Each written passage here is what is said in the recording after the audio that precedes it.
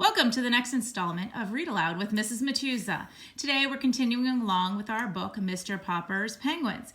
Now before we get started, let's see who our special guests for the day are. First we have Bunny Bo, a big sheep and an even bigger sheep, our usual guests of Hannah, Lily, and our special guest of the day is via FaceTime, Gemma Miola, coming live from her house. Thank you for joining us today, Gemma.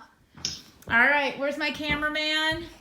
Cameraman's gonna come get ready now. All right, so when we left off yesterday, let's see. Oh, poor Mr. Popper was trying to call City Hall to see about getting a license. You know how you have a dog, they need to get a license because if the dog gets out and someone finds him, that way they know who he is.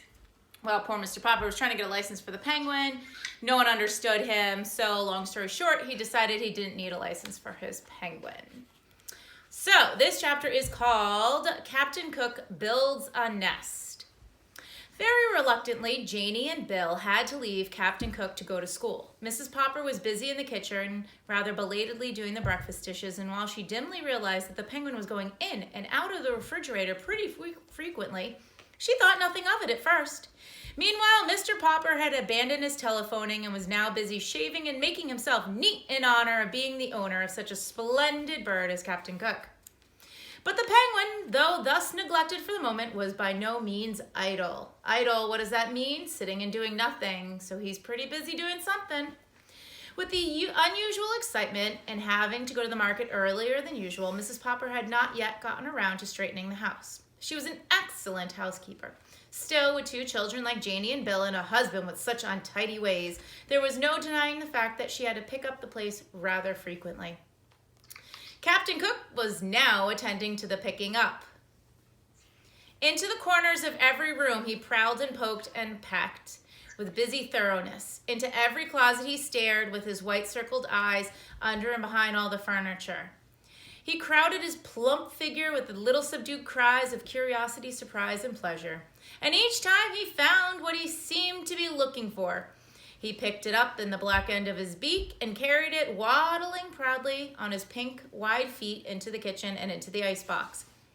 At last, it occurred to Mrs. Popper to wonder what on earth that busy bird was up to. When she looked, she could only scream to Mr. Popper, who came quickly to see what Captain Cook had done. What do we think he had done? Oh, all right. Mr. Popper himself, looking rather remarkable, as Mrs. Popper noticed later, joined her in staring with astonishment into the refrigerator.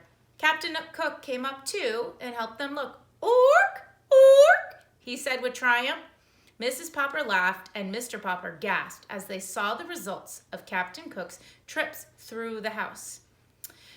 There were 2 spools of thread, 1 white chess piece, 6 pieces of a jigsaw puzzle, a teaspoon, a closed box of safety matches, a radish, 2 pennies, a nickel, and a golf ball, 2 stubby pencils, 1 bent playing card, and a small ashtray, 5 hairpins, an olive, 2 dominoes, and a sock, a nail file, 4 buttons of various sizes, a telephone slug, 7 marbles, and a tiny doll's chair.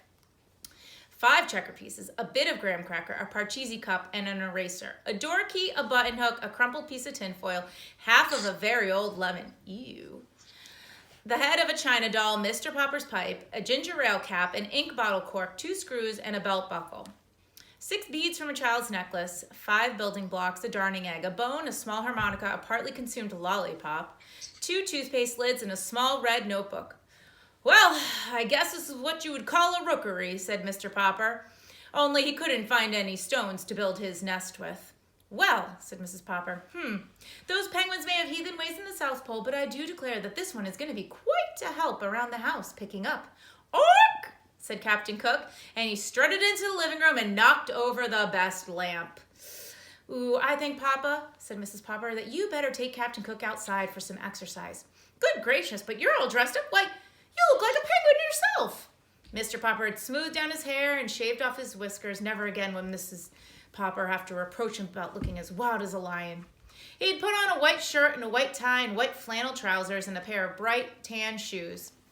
He had gotten out of his cedar chest an old black evening tailcoat that he had been married in and brushed it carefully and put it on too. So he indeed did look a little like a penguin. He turned and now strutted for one for Mrs. Popper. But he did not forget his duty to Captain Cook. "Can I please have a few yards of clothesline, Mama?" asked Mr. Popper. And that's the end of our chapter. So he did a little picking up around the house, getting all the little things that you might find on the floor. So Mrs. Popper thinks he'll probably be helpful, right?